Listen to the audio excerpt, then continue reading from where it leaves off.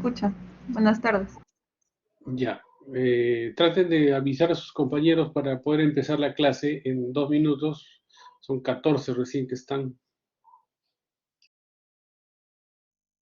Sí, doctor.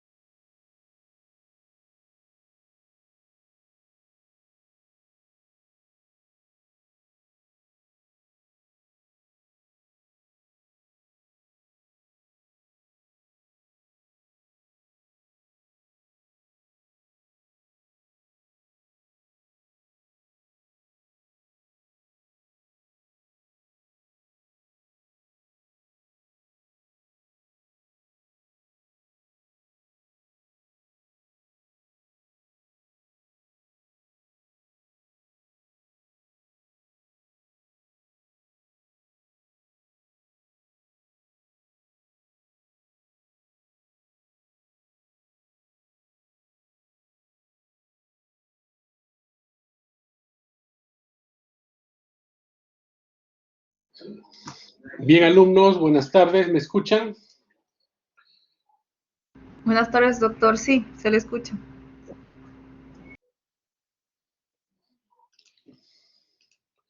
¿Ven mi pantalla?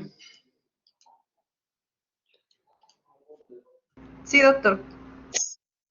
Bien, la clase del día de hoy es con respecto a las neoplasias malignas del páncreas. ¿Está bien?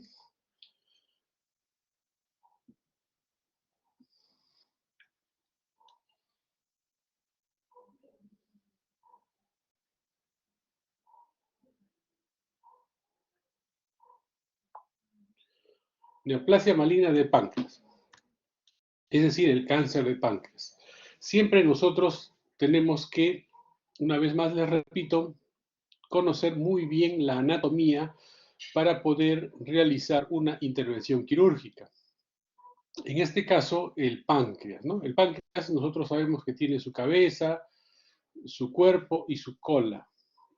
Y es un órgano retroperitoneal. Es decir, cuando ustedes ingresan por la paroscopía a la cavidad abdominal, no lo pueden ver porque está detrás del peritoneo. Por eso se llama retroperitoneal. ¿Ya? El páncreas está íntimamente ligado, por ejemplo, con el duodeno en la cabeza, ¿no? Y el proceso usinado con la primera, segunda, tercera, hasta la cuarta porción. Por eso se le llama el marco duodenal a la cabeza del páncreas. Vamos a ver bastante relacionado con la vena porta, con la arteria mesentérica superior, la vena mesentérica superior, la cola del páncreas se encuentra relacionado con el vaso. Aquí tenemos la arteria esplénica, el tronco celíaco, la arteria hepática común, y esta es la irrigación que va a tener el páncreas. Entonces es un órgano retroperitoneal que va a estar ligado a una serie de estructuras vecinas. Entonces aquí tenemos el páncreas igual, ¿no? Con las estructuras que hemos estado describiendo hace un momento. Ahora, con respecto al drenaje linfático, ¿no? Entonces aquí vemos que el páncreas, como los demás órganos del aparato digestivo, tienen un drenaje linfático, por donde generalmente los adenocarcinomas van a avanzar en su progresión de la enfermedad. Por lo tanto, tenemos que la zona de la cabeza del páncreas y el borde superior del páncreas van a drenar hacia el tronco celíaco. El borde inferior de la cabeza del páncreas y el borde inferior del cuerpo y de la cola van a drenar hacia los ganglios que están dependiendo de la arteria y vena mesentérica superior. Y los de la cola, lógicamente, van a drenar hacia el grupo 10, que están en el hilio esplénico, ¿no? Entonces, esa es la distribución del drenaje linfático del páncreas que tenemos que tener en consideración, ¿no? Ahora miren, esto es la parte de la anatomía que siempre tenemos que recordar, la vesícula, el conducto cístico, el conducto hepático común, aquí viene el derecho, el izquierdo, el hepático común, y cuando se une el conducto hepático común con el conducto cístico vamos a tener el conducto colédoco. El conducto colédoco tiene una porción extrapancreática, una porción intrapancreática, y va a desembocar definitivamente en la ampolla de Vater, ¿no? Esto es el páncreas, la cabeza, el proceso usinado, el cuerpo, la cola, ¿no? Ahora, el páncreas también en los conductos pancreáticos se va a elaborar el jugo pancreático que va a venir por el conducto principal de Wirsung, y aquí hay un conducto accesorio de Santorini, pero el principal es el de Wirsung, para poder también desembocar en la ampolla de Vater. Entonces, en esta zona va a tener tanto el drenaje biliar como el drenaje pancreático, el duodeno, la segunda porción del duodeno. Entonces, la patología más frecuente son los cálculos, ¿no? Generalmente vienen acompañados de cálculos en la vesícula y con un dolor de moderada intensidad. ¿Correcto? Estos cálculos en el conducto biliar distal. ¿Cómo se soluciona? Se hace una endoscopía, se llega por endoscopía a esta zona, se hace un corte, eso se llama papilotomía, y se hace la extracción de las piedras, ¿no? Dejando limpio este conducto. Y inmediatamente le hacen la colecistectomía, o sea, la extirpación de la vesícula para que no sigan lanzando piedras al conducto. Entonces, esto es CEPRE, por eso se llama CEPRE, más colecistectomía. Este es el manejo, la patología benigna, ¿no? Nosotros ahora vamos a abordar con respecto a la patología maligna del páncreas, ¿correcto? Bastante ustedes van a escuchar hablar de los famosos tumores periampulares. 4 son los tumores periampulares. La cabeza del páncreas, 80% de casos, de la ampolla, el 15% de casos, de la vía biliar, el 3% del caso, y el del duodeno, el 2% de casos. Entonces,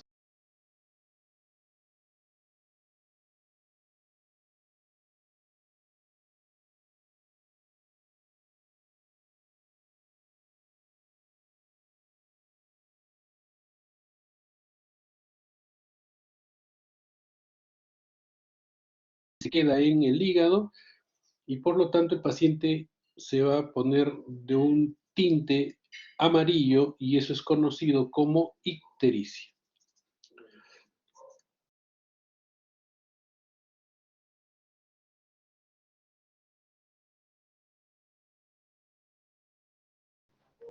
Doctor, disculpe, ¿podría volver a repetir lo que dijo? No se le escuchó por más o menos un minuto.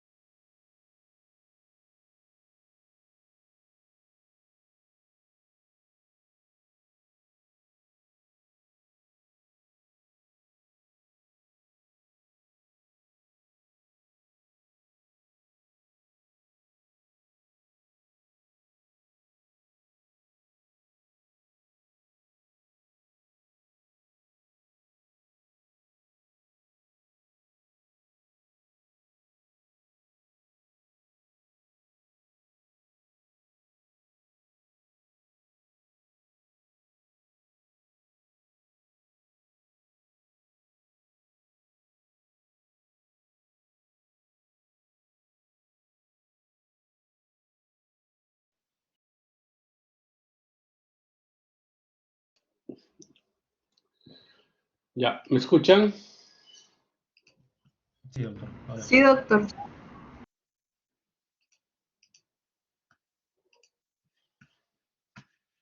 Ya, en este momento nos quedamos, ¿no? Entonces les mencionaba de que estos 4 tumores tienen en común dar ictericia, ¿no? Por obstrucción en la vía biliar distal. Entonces, el cáncer de duodeno, el ampuloma, el cáncer de vía biliar distal, que se llama también colangiocarcinoma, y el cáncer de cabeza de páncreas. Y en orden de frecuencia, el cáncer de cabeza de páncreas, 80%, el de ampolla el 15%, de vía biliar el 3%, el de duodeno el 2%. En orden de agresividad, ¿cuál es el más agresivo? Definitivamente el cáncer de cabeza de páncreas. ¿Quién le sigue? El cáncer de vía biliar. ¿Quién le sigue? El de duodeno y, entre comillas, el que mejor pronóstico tiene es el ampuloma, ¿no? El menos agresivo de los cuatro. Eso es lo que les quería mencionar. Entonces, el día de hoy vamos a ver cáncer de cabeza de páncreas, etiología. El 90 al 95% son adenocarcinomas. ¿Qué quiere decir? Derivan del epitelio de los conductos, ¿no? El 5% es formas raras de los cánceres, ¿no? Por ejemplo, de los islotes, de células acinares, los adenocantomas, lipomas, los sarcomas, células gigantes, los cistoadenocarcinomas, carcinomas epidermoides. Es mucho menos frecuente, el 5%. El 95% son adenocarcinomas, el cáncer de cabeza de páncreas. Son altamente agresivos, una causa, la mayor causa de muertes en Estados Unidos, por ejemplo, ocasiona el cáncer de cabeza de páncreas. La cuarta causa de muerte en hombres y la quinta en mujeres en el mundo. Esta es la estadística. La tasa de resección. ¿Qué significa la tasa de resección?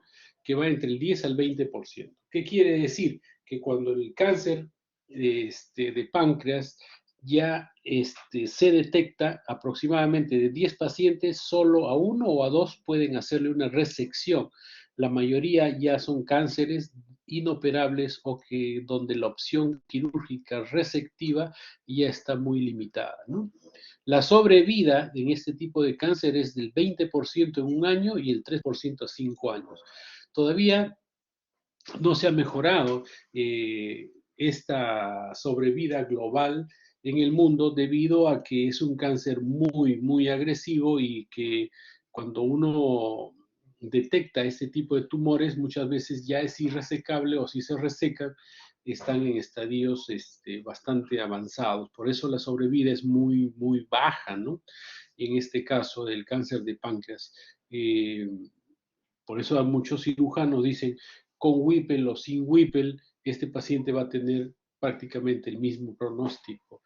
Así que, bueno, si se detecta a tiempo o es un ampuloma, el pronóstico es bueno, pero si ya se detecta en estadios avanzados, el pronóstico no es bueno de este tipo de cáncer. La prevalencia más frecuente en el 80% de casos en personas entre 60 y 80 años, más incidencia en la raza negra, con respecto a la relación entre hombres y mujeres es de 2 a 1, 2 hombres por 1 mujer. En el nivel socioeconómico no hay mayor distinción, el cáncer de cabeza de páncreas puede dar a todo nivel. Hay muchos famosos, por ejemplo, Luciano Pavarotti y otros que fallecieron de este tipo de cáncer, ¿no? Con todo el dinero del mundo, porque el pronóstico no es del todo bueno, ¿no? Y más prevalencia en los centros urbanos, ¿no? Factores de riesgo que siempre se tienen que controlar y ustedes tienen que difundir para tratar de evitar este tipo de tumores y otros. Por ejemplo, el tabaco tiene una no relación prácticamente directa, pero un factor de riesgo bastante alto para el cáncer de cabeza de páncreas, ¿no? La diabetes mellitus de tipo de inicio súbito también tiene una incidencia o un factor bastante importante. La dieta grasa la dieta rica en grasas de animales, por ejemplo, el alcohol, el café, los cálculos biliares, las pancreatitis crónicas, se consideran como factores de riesgo para el cáncer de cabeza de páncreas. Y definitivamente esto también es una enfermedad que está ligado a la genética, ¿no? O sea, buscar familias donde hay cáncer de cabeza de páncreas hay que tener mucho cuidado y hacerse los controles en forma frecuente. La sintomatología, cuando ya detectamos este tipo de molestias, pérdida de peso, dolor, desnutrición, ictericia, anorexia, prurito, el signo de Courvoisier, que es la vesícula palpable por una obstrucción distal del conducto colédoco, y ya estamos hablando de un cáncer bastante avanzado, ¿no? El cáncer de páncreas también dentro de la sintomatología vamos a tener la diabetes mellitus, la ascitis, ¿no? Ya por carcinomatosis generalmente, obstrucción gástrica y alteraciones psiquiátricas fundamentalmente por la impregnación de los pigmentos biliares en la zona de la corteza cerebral. ¿Cómo nosotros debemos manejar estos pacientes? O sea, ¿cuál es el orden, ¿no? Para poder hacer nuestro juicio y nuestra disquisición clínica siempre. Llega un paciente con ictericia. ¿Qué hacen ustedes cuando llega un paciente con ictericia? Lo primero que tienen que hacer es pedirle un perfil hepático, ¿correcto? Un perfil hepático. El perfil hepático les va a ayudar a saber si es una ictericia de hepatocelular o una ictericia obstructiva, o sea, una ictericia con transaminasas, bilirrubinas elevadas, les va a encaminar hacia el diagnóstico de las hepatitis. Entonces, ictericia con TGO, TGP, bilirrubinas altas a predominio indirecto, va a hablar de una hepatitis. Entonces ahí tienen que buscar ya si es A, B, C, no A, no AB, las medicamentosas y todas las hepatitis. ¿Correcto? Ahora, si el paciente tiene bilirrubinas elevadas, pero a predominio directo con transaminasas dentro de los valores normales o discretamente elevados, estamos en la obligación de decir que esto se trata de una ictericia obstructiva. O sea, hay una obstrucción de la vía biliar. Y la obstrucción, como hemos visto hace un momento, puede ser por dos tipos: obstrucción benigna por cálculos o obstrucción maligna por tumores. ¿Correcto? Entonces, en ese momento viene a tallar la ecografía. Después de un perfil hepático, ustedes tienen que pedir al paciente una ecografía. Con la ecografía, ustedes van a ver, pueden detectar tumores menos de 2 centímetros, los cálculos también tienen su sombra posterior, y la ecografía les puede decir si hay una dilatación de vías biliares, si esto se trata de una lesión por tumor o por cálculo. A veces, los ecografistas en general, como es un tema muy, muy sensible y con una ecografía nomás no le pueden decir a un paciente, usted tiene un cáncer de páncreas, entonces ponen sugestivo de tal, tal, tal cosa, porque necesitas otro examen más para que ustedes puedan hacer su diagnóstico. Pero si el ecografista ve, por ejemplo, un cálculo del colédoco distal con sombra posterior y dice, no, es una coleocolitiasis, definitivamente el manejo es diferente, ¿no? Entonces, con la ecografía, ¿qué datos nosotros tenemos que buscar? Tumores. Entonces dice, detecta tumores hasta de 2 centímetros. Entonces la ecografía tiene una sensibilidad del 90% para el diagnóstico de cáncer de páncreas y una especificidad del 80%. Es no invasivo, altamente sensible, tecnológicamente dependiente. ¿Qué quiere decir? Que los mejores equipos detectan mejores, o sea, se puede visualizar mejor las lesiones y siempre los pacientes con obesidad mórbida, por ejemplo, son muy difíciles en practicarse este examen, ¿no? Por el panículo adiposo bastante grueso. Una vez que ustedes ya han definido que es una piedra, el paciente va a una CEPRE. Y no solamente es si es que han definido si es una piedra, sino con esto también se puede visualizar el duodeno y la papila, y si es un ampuloma se hace el diagnóstico y la biopsia, permite tomar biopsias, también la CEPRE puede evaluarse los conductos y permite efectuar citología, incluso si es que hay una obstrucción del conducto colédoco o por tumor compresivo de la cabeza del páncreas, pueden poner un stent para que el paciente disminuya su ictericia y de esta forma están preparándolo también para una intervención quirúrgica, ¿no? Una descompresión preoperatoria. ¿Cuál es la sensibilidad para el diagnóstico de cáncer de cabeza de páncreas de la CEPRE? El 90%, ¿no? Es una sensibilidad bastante importante. Ahora, este examen es muy importante, que es la colangioresonancia. ¿Para qué nos ayuda la colangioresonancia? La colangioresonancia nos ayuda fundamentalmente para definir si es cálculo o es tumor. Eso es la principal indicación de la colangioresonancia. Entonces, si la ecografía dice, me parece que fuese un tumor o una piedra, la CPD también puede decir, no, no he encontrado piedra, parece que fuese un tumor. Entonces se quedan ahí hasta el parece. Pero con la colangioresonancia ya ustedes van a tener la certeza de que sí se trata de una obstrucción por cálculo o una obstrucción por tumor de la cabeza del páncreas, ¿correcto? Entonces la colangioresonancia va a tener una sensibilidad del 95% para cáncer de cabeza de páncreas y 70-85% para ver si es probable resecarlo o no.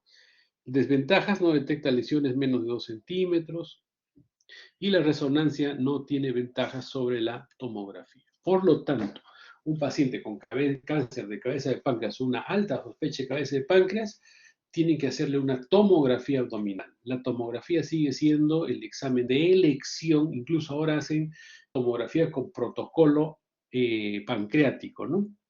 Donde los cortes son mucho más finos y se ve la relación de la lesión tumoral pancreática con los vasos sanguíneos adyacentes. Por ejemplo, la arteria, la vena mesentérica, la vena porta, y esto nos va a ayudar para planificar nuestra cirugía y ver la posibilidad de una resección de este tipo de tumor. ¿Cuál es la sensibilidad? 84% en la tomografía, especificidad del 98%, y va a tener un valor predictivo positivo del 95%, un valor predictivo negativo del 93%. Entonces, estos datos son muy importantes considerar. Entonces, aquí tenemos una tomografía, por ejemplo, como tenemos que evaluar tanto los cortes coronales como los cortes sagitales, ¿no? Y ver fundamentalmente la relación de la cabeza del páncreas del tumor con los vasos sanguíneos para ver si es posible resecarlos o no. Acá tenemos un tumor de la cabeza del páncreas, por ejemplo, y de proceso un ciforme, y su relación que tiene con la arteria y la vena porta. Están bastante alejados y la posibilidad de resección es bastante alta, ¿no? Ahora, muchas veces, por eso les ponía en una de las diapositivas iniciales, la posibilidad de resección. O sea, ustedes tienen un cáncer de páncreas, ingresan y dicen, vamos a operarlo, no, está libre, no hay compromiso, pero de pronto hacen una laparoscopía y encuentran metástasis hepática, metástasis peritoneales. Entonces ya es un cáncer irresecable. Entonces, ¿qué quiere decir? Que la laparoscopía va a identificar 40% de lesiones que no son vistas por tomografía, que ya son implantes peritoneales pequeños, puntiformes, que hablan de una enfermedad avanzada, de un cáncer avanzado. Entonces así se ve, ¿no? Esas lesiones son indetectables tanto con la tomografía como la resonancia, pero sí la laparoscopía nos va a dar una idea de este tipo de lesiones. Para el estadiaje del cáncer de cabeza de páncreas y para todos los cánceres, ustedes siempre tienen que manejar el TNM, T de tumor, N de ganglios y M de metástasis. ¿Cómo nosotros nos ayudamos para el cáncer de cabeza de páncreas? El T1 es un tumor limitado al páncreas y mide menos de 2 centímetros en su diámetro máximo. El T2 es un tumor que ya mide más de 2 centímetros en su diámetro máximo y es el T2. El T3 es un tumor que se extiende fuera del páncreas, pero sin afectar el tronco celíaco y la arteria mesentérica superior. O sea que todavía tiene la posibilidad de hacerse una cirugía de tipo resectiva.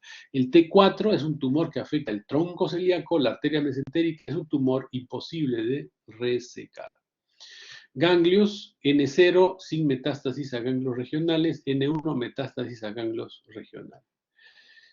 M0 sin metástasis a distancia, M1 metástasis a distancia.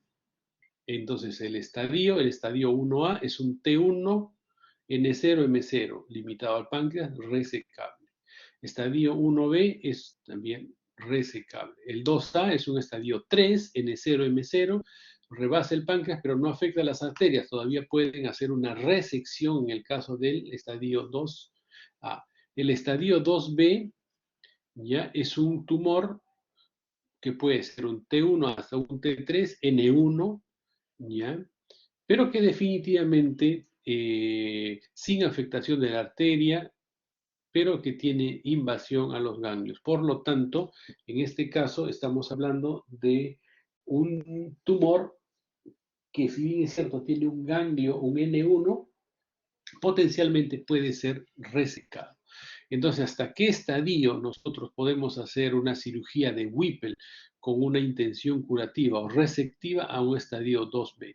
El estadio 3 ya es un estadio, un T4, ¿no? El tumor que afecta a la arteria ya es imposible de resecar, y un estadio 4 donde ya la metástasis son a distancia. Entonces, esta clasificación TNM nos ayuda muchísimo para planificar nuestra cirugía.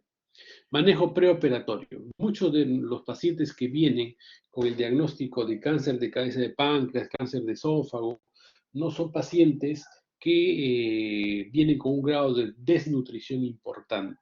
Y ojo, hay que considerar que estos dos tipos de cirugía, tanto la esofagectomía como la cirugía de Whipple, o sea, la cirugía para curar el cáncer de páncreas, son cirugías que van a demandar mucho el estado nutricional del paciente, o sea, se va a necesitar un nivel óptimo de albúmina en el posoperatorio para que las anastomosis puedan prender y no exista la posibilidad, o exista la posibilidad baja de fístulas, ¿no? Que es una complicación que todo cirujano no le gusta tener, poner las fístulas y las complicaciones en este tipo de pacientes. Entonces, una forma de que nosotros nos ayudamos es mejorar el estado de desnutrición. ¿Cómo mejoramos?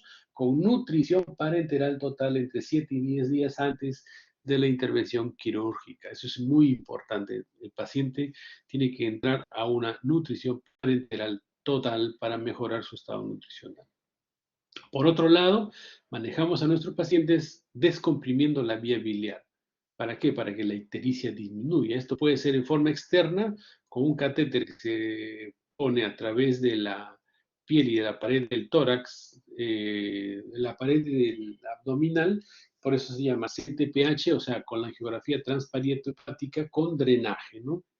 Y en forma interna, colocando un stent en el conducto colédoco distal.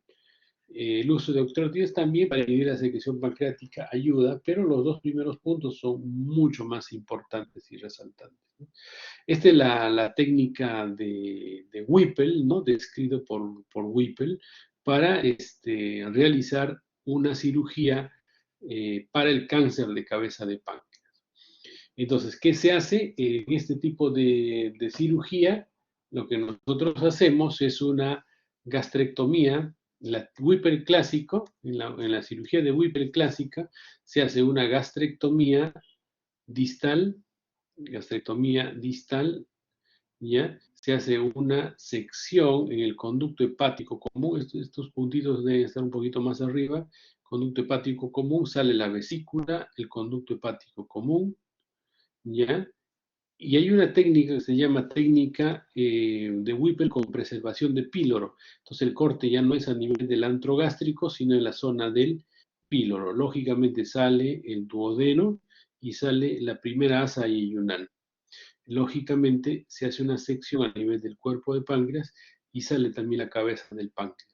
Entonces miren lo que se remueve. Se remueve vesícula, colédoco distal, se mueve el duodeno, se mueve el páncreas. En la clásica se mueve el antro duodenal, y en la Whipple con preservación de píloro se preserva el píloro, se hace la sección a nivel del píloro, la primera porción del duodeno. Aquí igual se reseca la primera asa yeyunal. Entonces saca todo este bloque, ¿no? Cirugía bastante compleja, de muchas horas de intervención, y la reconstrucción se hace con anastomosis. La anastomosis del páncreas con el intestino se llama pancreato yeyunal, del hepático con el intestino hepático yeyunal, y del estómago con el intestino es gastroyeyunal. Entonces se hace 3 tipos de anastomosis. ¿Para qué? Para que este paciente vuelva a comer, llega aquí los alimentos, viene el jugo pancreático, el jugo biliar, y se realiza el proceso de la digestión. O sea, con tremenda cirugía que se le hace, y con esta reconstrucción es muy importante. Por eso es que nosotros tenemos que tener un nivel óptimo de albúmina para asegurar que esta anastomosis funcionen adecuadamente, ¿no? Complicaciones con respecto a este tipo de cirugía: vaciamiento gástrico retardado, que entre el 30 y el 50%, sepsis el 10%, insuficiencia renal, fístulas pancreáticas, hemorragia gastrointestinal, complicaciones pulmonares como neumonía, fístula biliar 5%, complicaciones cardíacas, incluso pancreatitis están descritas dentro de complicaciones después de una cirugía de Whipple, ¿no? Ahora, no es una tendencia, pero también está descrito en la literatura la pancreatectomía total, ¿no? La pancreatectomía total. Algunos dicen, por ejemplo, si tiene un cáncer cabeza de páncreas, yo hago la resección a nivel del cuerpo, a veces les pueden informar que el borde está comprometido. Entonces, si el borde está comprometido, definitivamente tienen que hacer ampliación del borde. Es todo un tema bastante complejo. Por lo tanto, algunos optan por hacer la pancreatectomía total, o sea, sacarle todo el páncreas, especialmente para evitar las fístulas, ¿no? La fístula pancreática, que es una fístula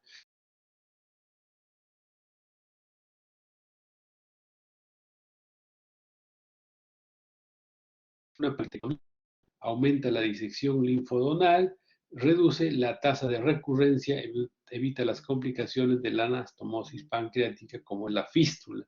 Pero ¿cuál es la desventaja? Aumenta la mortalidad, o sea, se mueren más los pacientes. El paciente se queda diabético, ¿ya? ¿Por qué? Porque le han quitado el páncreas y puede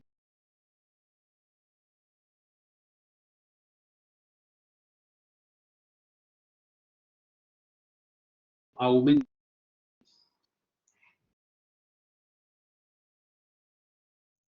Doctor, no se le escucha.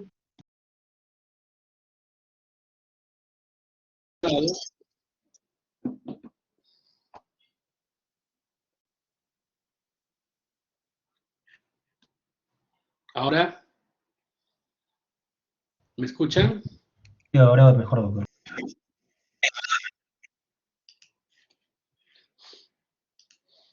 Ya en los casos de cánceres avanzados, ya el tumor queda, ¿no? Pero ojo, miren, este tumor va a ser doble obstrucción.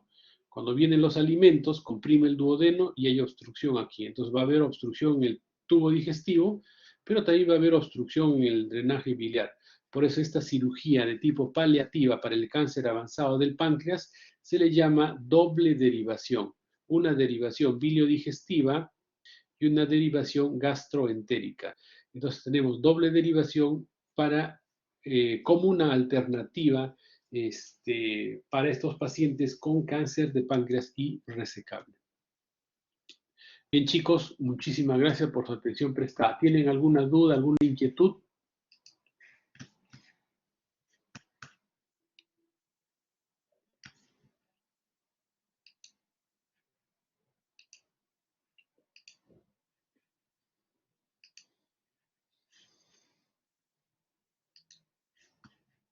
Doctor, usted había